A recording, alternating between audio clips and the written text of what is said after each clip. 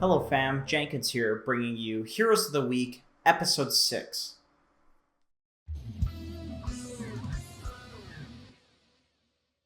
Our up-and-coming hero for this week is Mars, who has a 55% win rate in pro-level pubs as the highest picked and first picked hero in basically every pub.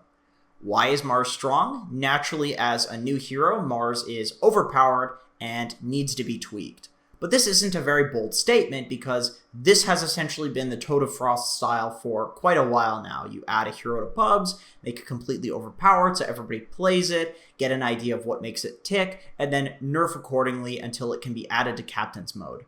But in any case, let's take a look at why Mars is so strong right now. Spear of Mars does 100 damage and stuns for 1.6 seconds at level 1 with a 0.3 second knockback. This makes it just about as good as Leshrakt's Split Earth ability, which is generally regarded to be one of the best level 1 abilities in all of Dota, because it costs 80 mana, does 120 damage, and has a 2-second stun at level 1.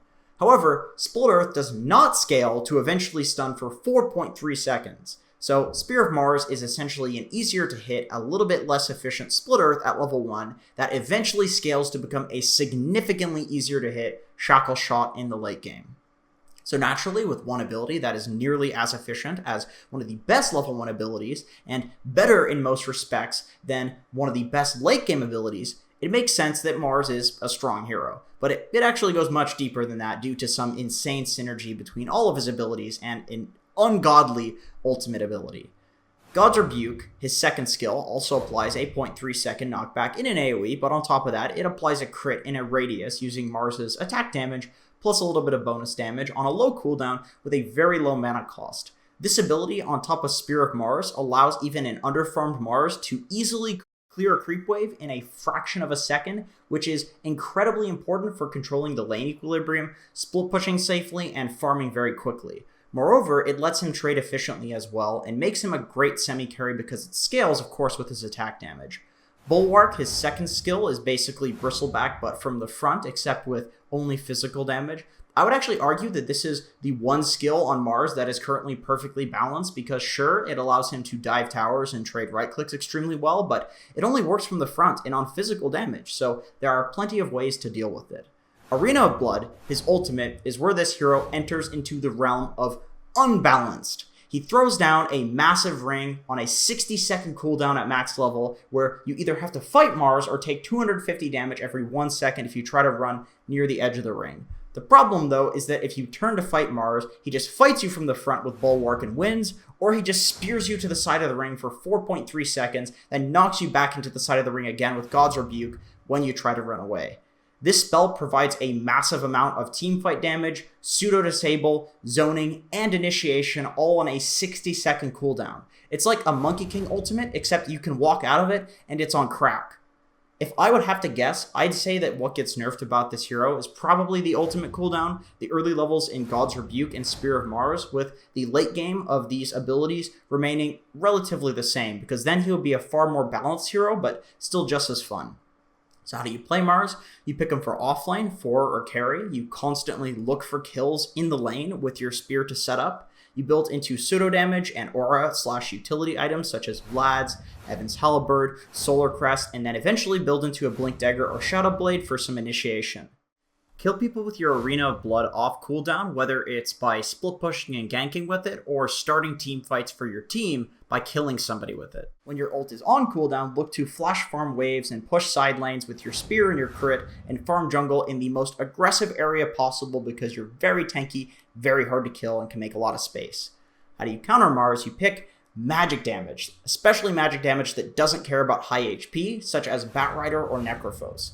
Pick heroes that have break, such as Viper or Nyx Assassin, or pick heroes that just don't care about some tanky guy running at their face, such as Ursa, OD, or Razor. You basically just say, come at me, bro.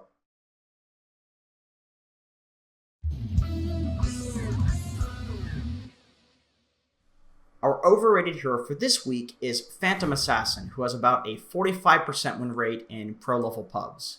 Why is PA no longer what she used to be? Basically because creep bounties have been nerfed to be a lot less, Battle Fury has been nerfed so that it doesn't do percentage damage and it just does the Quelling Blade damage, so PA farms a lot slower with the typical Battle Fury build. For this reason, avid PA players such as Eternal Envy have started building items such as Vlad's Deso and then just fighting as early as possible, which, don't get me wrong, that's a perfectly fine build, especially because fighting in the early game is currently the meta, but it doesn't change the fact that PA is far more limited in the build that she can select and be successful with than before. For this reason, you seldom see her go into the jungle for 10 minutes and just to come out as the most farmed hero on the map. The problem is, that is the playstyle that she was having the most success with in the majority of games when she was winning at the start of the patch. The triple stifling dagger is absolutely when she becomes a monster. That talent is insane. A lot of the time, you could just be losing the game, pick this talent up, and then get an ultra kill in the very next team fight, even at a 10k gold deficit. This can still happen, but the talent was nerfed such that it's at level 25 instead of at level 20. The problem with this is that level 25 is a very common, huge power spike for a lot of other heroes in Dota 2. So when she hits this spike, other heroes are likely to hit huge spikes as well, and PA is nowhere near as much of an issue. PA's biggest problem, however, is that she is hard countered by a lot of the current trending meta heroes, such as Batrider, who can demolish her even in the laning stage as a support and in the early game, Leshrac, who does a massive amount of magical burst damage, Viper, who can break her passive and burst her down with magic damage, Queen of Pain, who does a bunch of magic and pure damage, and the list goes on. These problems, along with the fact that PA has just generally been nerfed in her abilities, stat gains, and talents throughout most of the post 7.20 patches, makes it a much bigger risk to pick this hero than it was before, and I think her 45% win rate and dropping in pro level pubs, along with a steadily decreasing pick rate as the weeks go on, will prove that PA is not all she's cracked up to be.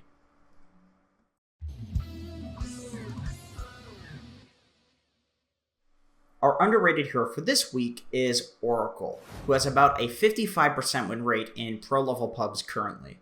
In my opinion, the greatest selling point to Oracle is Fortune's End, which is an ability that does 120 damage and roots for up to 2.5 seconds for 75 mana, all at level 1.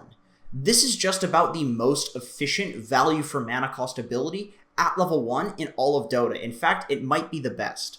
Some of the biggest buffs to this ability prior to the damage and mana cost buffs are the fact that Fortune's End, of course, is a root, and roots were buffed to cancel and disable TPs. Fortune's End is also now not disjointable. That means if you channel it, it is going to disable your target for the duration. This means that heroes like Queen of Pain, Puck, and Ember Spirit, or items like Glimmer Cape or Yule Scepter, are no longer good against Oracle. In fact, he counters them. There are also very few effective purges left in Dota, namely with the removal of the purge from Diffusal Blade, which basically every agility carry was picking up. This makes Oracle an all-around desirable pick to have in a draft because there are a lot of very good self-buffing heroes like Ursa or Monkey King that Oracle absolutely destroys, and there are very few other purges left for them.